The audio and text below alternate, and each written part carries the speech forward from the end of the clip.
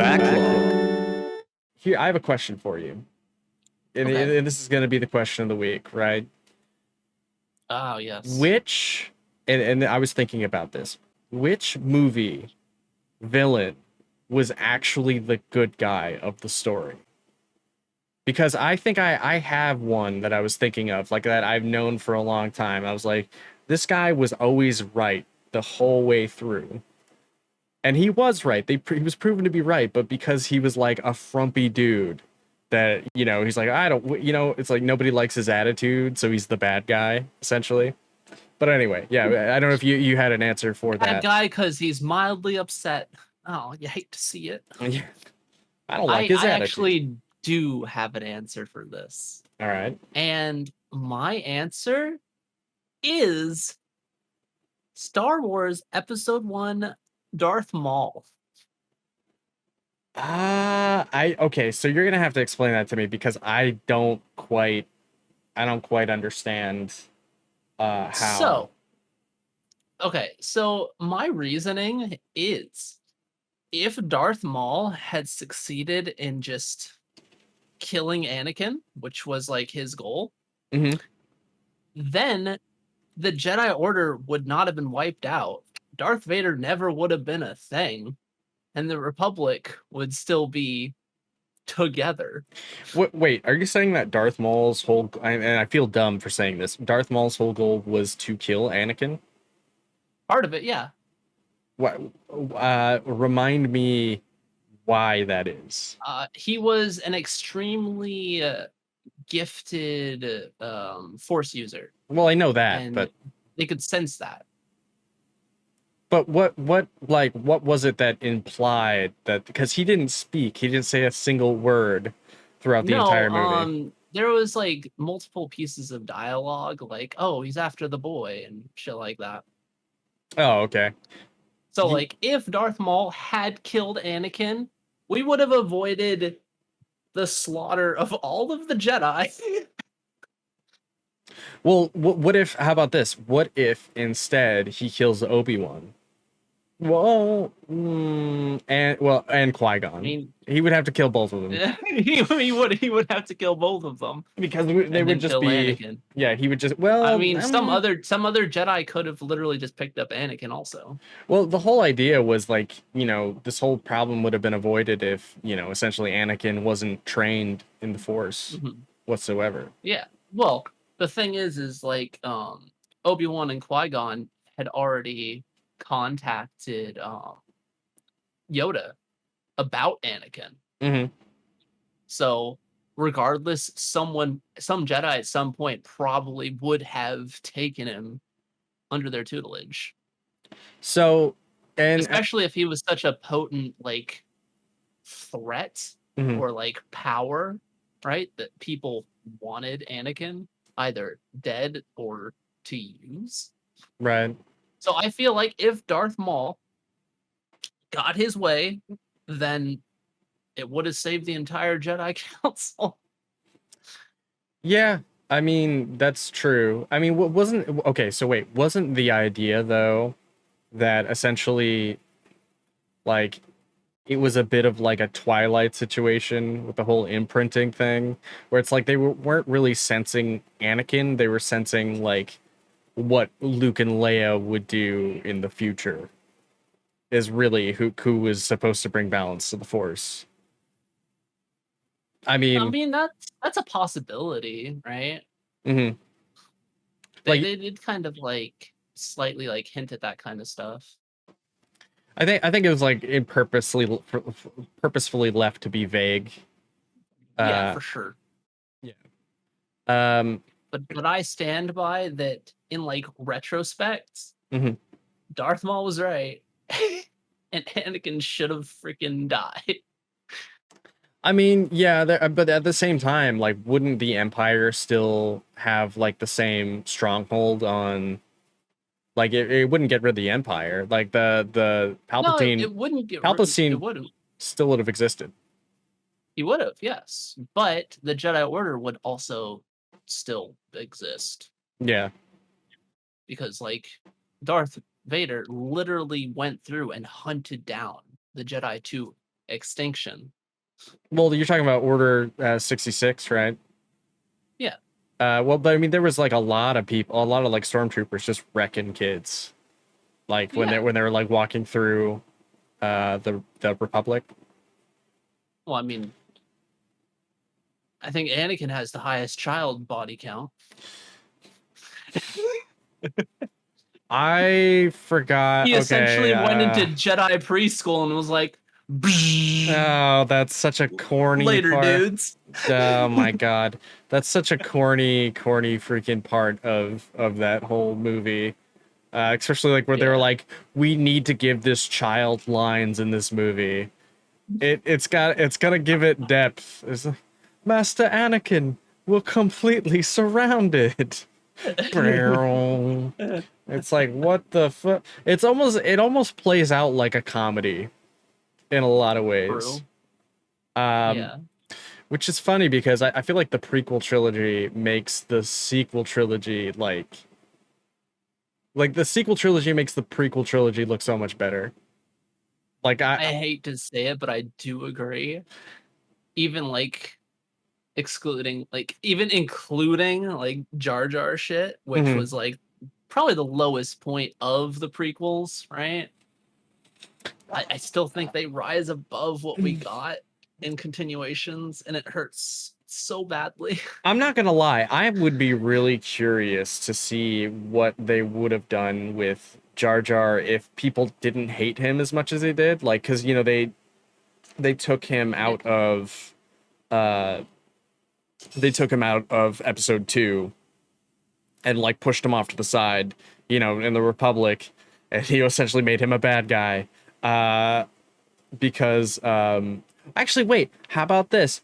What if they just killed Jar Jar, and then he wouldn't have, like, you know, given, you know, the what was it, the Republic the power to like take away democracy, essentially. As the quote is this, you know, the death of democracy, you know, with a thunderous applause or something like that. Like he was the representative for the Gungans. No, he was Amidala. Or you mean who's Natalie Portman's character? Amidala, yeah. Padme. He was Padme's like representative. Padme. As like I think she went into hiding or something like that. So like I think that's what it was. And like he was a fucking idiot. And they were like, well, he wasn't really a villain though, right? He was though, because without him, you know, that probably Order 66 wouldn't have gone through if you know, he hadn't given all the power to the Republic. And then, of course, you know, they decided to wipe out the Jedi. They had absolute power. But then again, I'm sure, like, someone could poke a hole through this very rough guesstimate of more Star Wars. knowledgeable than us. Yeah, I mean, like, you know, and a lot of people. And of course, if anybody in the chat like knows more about like Star Wars, I would love to hear how wrong I am. That would be amazing. But yeah. So here's. But I'd start Darth Maul would be a fun choice. Yes, that's a great choice. So here's my choice. Have you ever seen? Have you seen The Karate Kid? Of course. Okay. Which one? The first one. Okay. The like in the early to the first. Yeah. Okay. Yeah, the first one. So there's also the Jaden Smith one with the same exact title. No, that Karate Kid. That movie's that not. Was pretty okay. Actually. Yeah, it's fine, but it could be called anything else but The Karate Kid, and it would have been like, and I would have no problem with it. Sure. Or they could have just called it like the freaking Karate Kid 5 or whatever. They could have called it the Kung Fu Kid because that's what he did. He did Kung Fu. He didn't do karate. Fair enough. He was in China doing Kung Fu with Jackie Chan. So I love Jackie Chan. So what is it? There's like Daniel, and then there's who's the antagonist of? I can't remember his name. I feel so bad.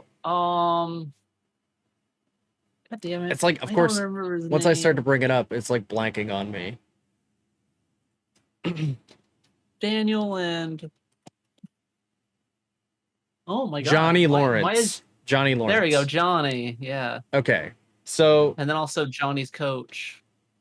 yeah. So Johnny is actually the victim of the situation.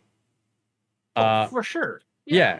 So like, what is it? There was like, so Daniel was like hitting on Johnny's girlfriend, and he like came in, and like there was multiple situations where without like Daniel instigating a situation or, you know, starting a fight, that I think he like started the fight with Johnny, and then, you know, that's when Miyagi came in and beat them all up. And then, you know, they went to Cobra Kai to bother, you know, them, and not the other way around. And at the end of the movie, Daniel uses an illegal kick. It's an illegal kick to win to win the move to win, you know, the tournament. So essentially, he also sucker punched Johnny at the beach. Yeah, that too. There was like multiple times where he got punked by Daniel, and all because like he just had like Johnny's not innocent. That's right. Well, I mean, yeah, he beat the shit out of Daniel on a couple occasions. Yeah, I mean, with but either way, in my personal opinion, I don't think Johnny is the villain of. I think no, definitely not. I think Daniel's actually the villain. You know, wrecking Johnny's shit, and ruining his life essentially.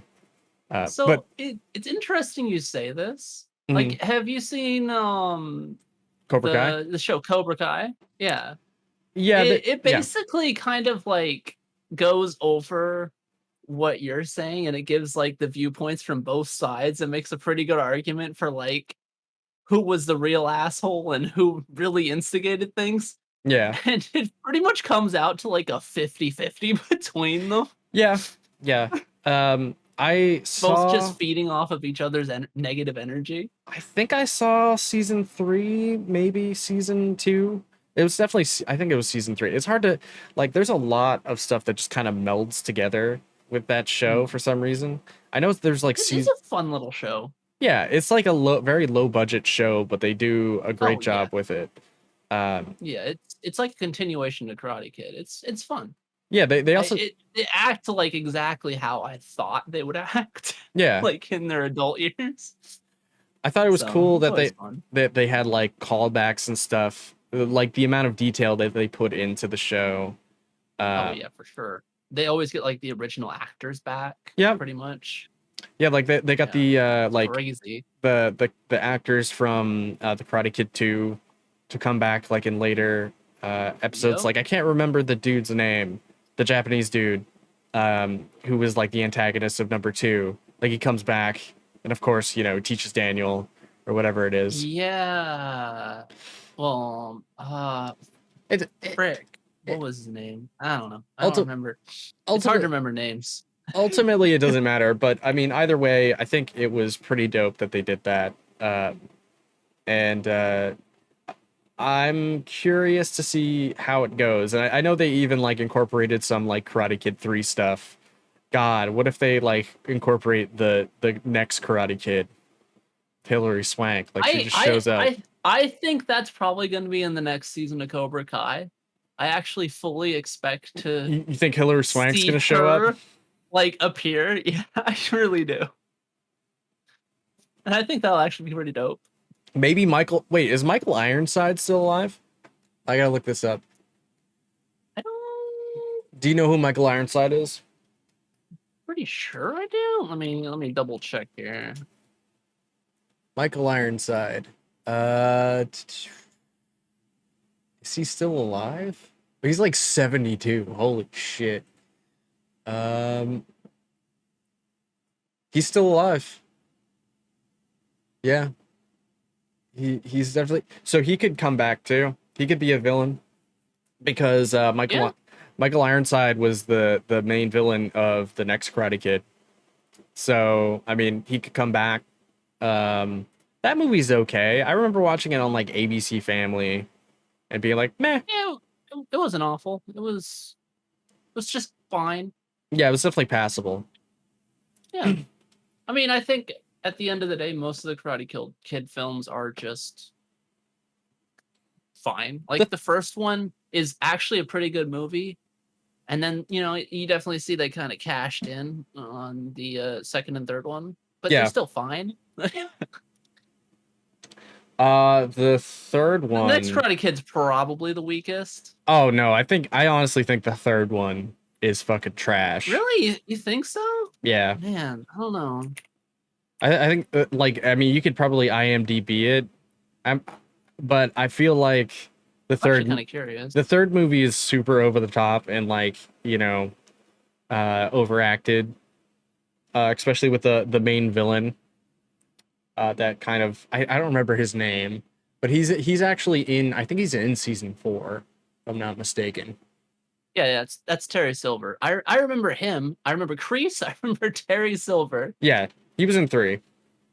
But I couldn't remember Johnny's name for some goddamn reason. Yeah, it's all right.